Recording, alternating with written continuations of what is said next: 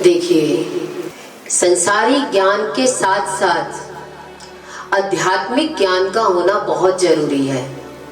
कौन व्यक्ति ऐसा है जो एक किडनी पर चलना चाहता है और कितनी दूर तक जा पाएगा। संसारी ज्ञान ऐसा है जैसे एक किडनी पर चलना, एक पक्षी एक पंख पर चलता है। ऐसे ही संसारी व्यक्ति जब चलता है संसार में तो उसके कर्म सक्सेस नहीं होते, सफल नहीं होते। इच्छाएं बहुत करता है पर इच्छाएं पूरी नहीं होती। उसका कारण है आध्यात्मिक ज्ञान। जब तक हमारे मन को अध्यात्म नहीं मिलेगा तब तक इस संसार में हम सफल नहीं हो सकते। सफलता के लिए ये मन बाहर की तरफ खोज कर रहा है, इसे अंदर की तरफ जाना पड़ेगा। संसार बाहर माया की तरह है और मन अज्ञानी बाहर की तरफ जाता है और इसे जाने का रास्ता अंदर का है, पर मन बाहर को सजाता रहता है। आपने देखा होगा, मन बाहर ही देखता है कि मैं ऐसा लगूं, मेरा घर ऐसा लगे, मैं कहीं खड़ा हूं तो मैं शरीर से ही ज्यादा अच्छा दिखाई दूं। पर ये अज्ञान है, एक तरफ का ज्ञान है। आध्यात्मिकता में भी जब तक हम बाहर की मूर्तियों पर डिपेंड रहते हैं और जानते नहीं है ये मूर्ति तो बाहर कुम्हार ने बनाई है, ये हमारी बनाई हुई मूर्ति है और इस मूर्ति को भी हमने मौन बनाया है, इसमें हमने जान नहीं डाली। ये हमारे जैसा बोल नहीं सकती, शांत है, मौन है। पर ज्यादा आपको कौन सी मूर्ति अच्छी लगती है? आपको अपना बच्चा गूंगा और बहरा अच्छा लगता है या बोलता हुआ?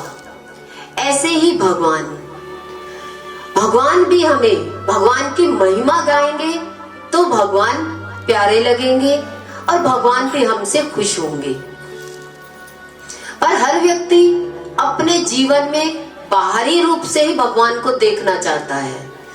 हम चाहते हैं कि घर बैठे ही हम भगवान का नाम लेते रहेंगे और हमारे काम सिद्ध हो जाएंगे।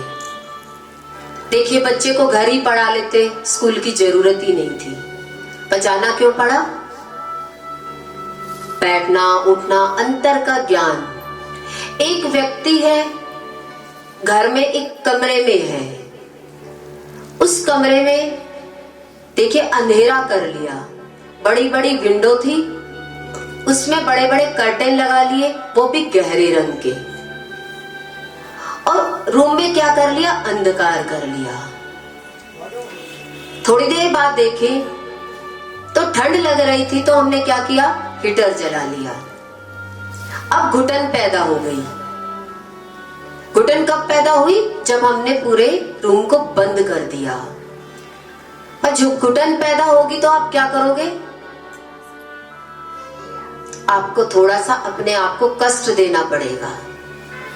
एक व्यक्ति दूसरे व्यक्ति को कहे तुम इस कर्टेन को हटा दो या दरवाजा खोल दो, तो थोड़ा सा कष्ट क्या हुआ? उठ करके दरवाजा खोलना। तो क्या होगा? ताजी हवा आएगी, रोशनी भी साथ साथ आएगी। ऐसे ही आध्यात्मिक ज्ञान है, हमें अपने आप को थोड़ा सा कष्ट देना होगा। वो कष्ट क्या है? घर से निकलना। डर से ज्यादा बड़ा कौन होता है? साहस या प्रेम। लड़की का क्या था? उस लड़के से प्रेम।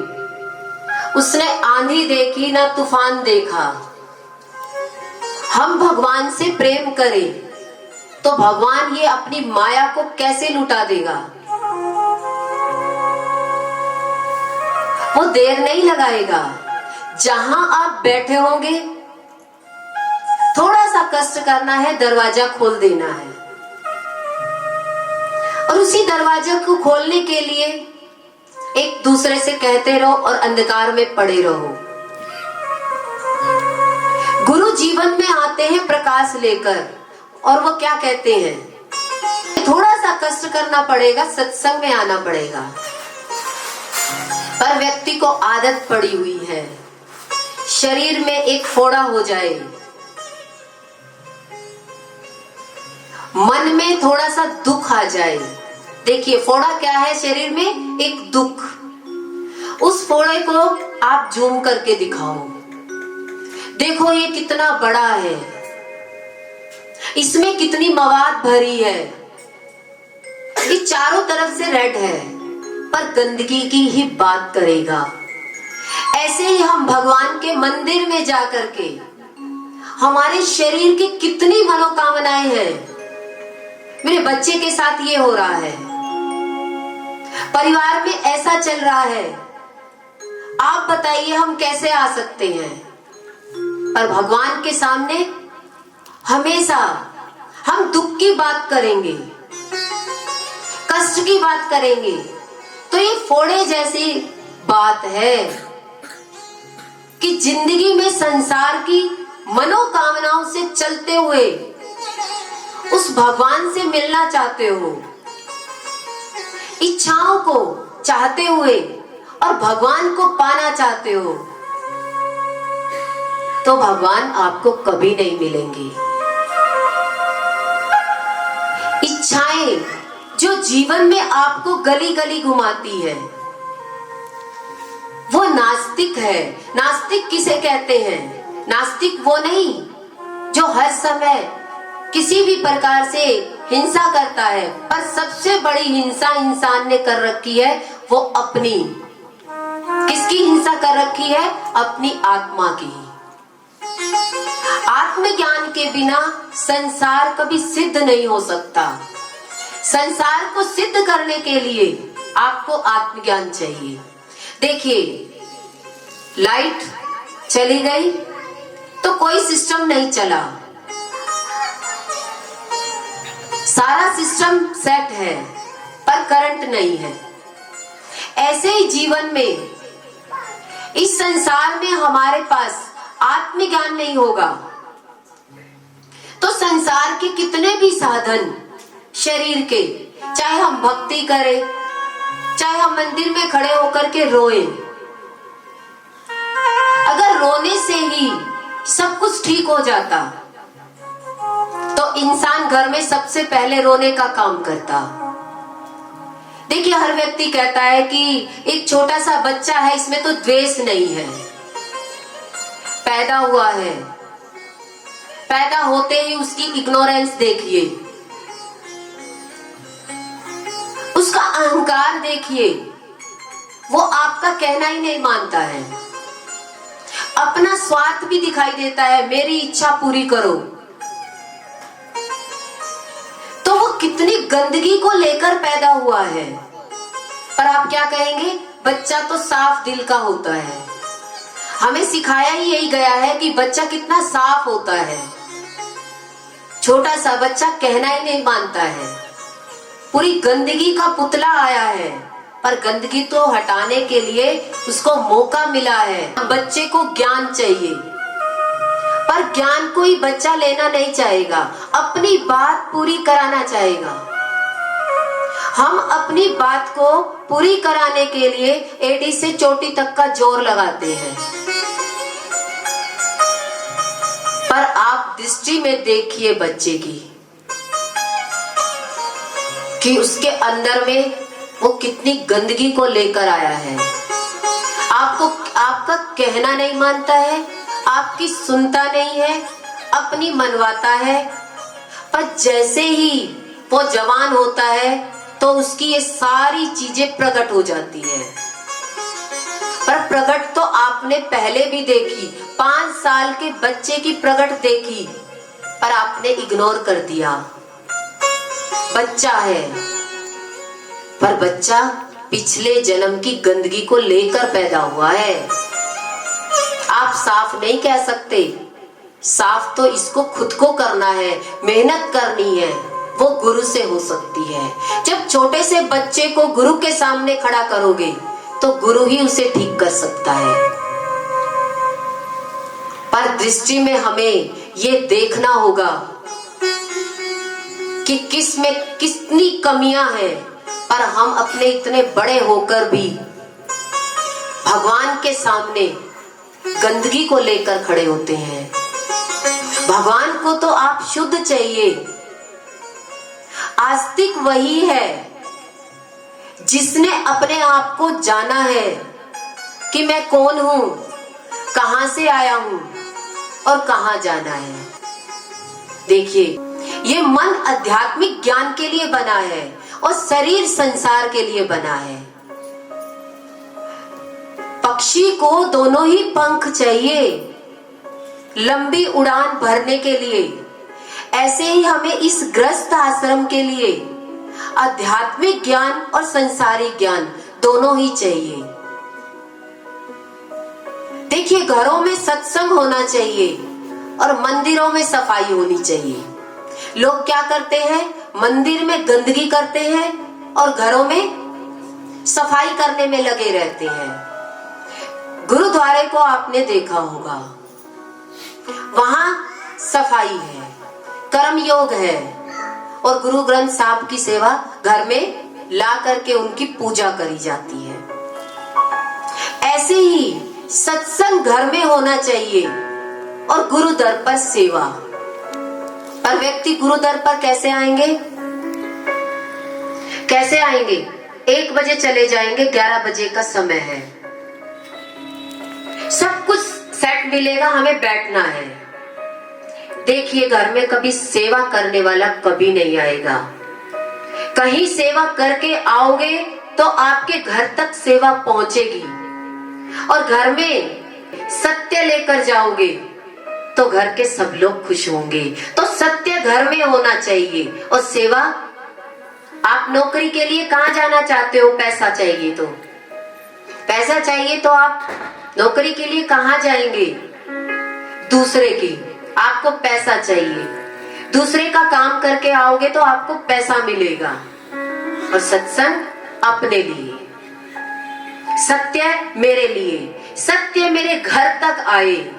मैं सत्य को अपने घर तक ले जाना चाहती हूँ। और सत्य के साथ साथ आपके दरवाजे पर लक्ष्मी जी आएंगी। लक्ष्मी जी के साथ साथ ऐश्वर्या आएगा, रिद्धि सिद्धि आएंगी। पर सत्य आपका कहाँ है? आप सत्य की खोज कहाँ करना चाहते हो? बाहर? सत्य तो आपके अंदर है। सत्य कहाँ है? आपके अंदर। और सत्य की खोज ये मन करेगा। और मन कहाँ लगा है? बाहर संसार को सजाने में। मन को क्या आदत पड़ गई है? मैं घर को ही ठीक कर लूं। गुरु कहते हैं कि जब तक आपका सत्य सत्संग घर में नहीं बैठेगा तो घर में कोई नहीं सुधर सकता। देखिए, घर में कौन सुधरता है? कौन सुधरा हुआ, किसका सुधरा हुआ रूप दिखता है? बच्चों का? बड़ों का? किसका सुधरा हुआ रूप दिखता है? सुबह उठने का? कितने बजे उठना चाहिए? बताया ना कि रूम में गहरे रंग के पर्दे लगा लिए, अंधकार तो खुद कर लिया। ऐसे ही मैंने मन को इस संसार में लगा दिया तो आपके कर्टेन को हटाने वाला कोई नहीं आएगा, आपकी विंडो को खोलने वाला कोई नहीं आएगा। अंधेरे में पड़े पड़े हम इस कल्पना में ही जीते रहेंगे, भगवान मेरी कभी सुनेगा? ऐसे कि भगवान कभी नहीं सुनता। जो अपने अंदर भगवान की नहीं सुनता तो बाहर कौन सा भगवान बैठा है जो आपकी सुनेगा? भगवान आपके अंदर है। आपको जो ये मानव चोला मिला है और जो ये गंदगी की बातें हमने शुरू कर दी कि मेरे जीवन में मेरी ये मजबूरी है, मजबूरियां गिनानी शुरू कर दी, समझ लो आपका कोई भाग्य है ही नहीं। सच्चे संस्कार तो आध्यात्मिक ज्ञान से मिलते हैं। जब तक हमारे जीवन में आत्मा का ज्ञान नहीं होगा तो सारे साधन बेकार है। कितने साधन जुटाए। देखिए 35-40 साल की उम्र में 25-30 साल तक तो पढ़ाई करी, थोड़ा सा पैसा इकट्ठा किया। हम पहले घर को सजाने में लगे रहते हैं, शरीर को सजाने में लगे रहते हैं, मन को दुखी रखते हैं। मन को अध्यात्म की तरफ दिखाने के लिए वो फोड़ा ही काफी है, मेरी मजबूरी काफी है। हम बच्चों की भी सफाई नहीं चाहते कि बच्चे समझदार बने। उनके अंदर में जो पिछले जन्मों का लेप आया है, ये गंदगी आई है, हम इन्हें साफ नहीं कर सकते। इन्हें हमें सफाई की जगह ले जाना पड़ेगा। तो छोटे से बच्चे में इतनी चीज दिखाई दे सकती है, तो 25 साल में उसमें प्रकट हो जाएगी। और जब प्रकट होगी तो क्या आप बदल पाओगे? घर में आग लग गई, अब कुआं खोदने चले तो पानी कितनी देर में निकलेगा? तब तक तो घर काला हो जाएगा।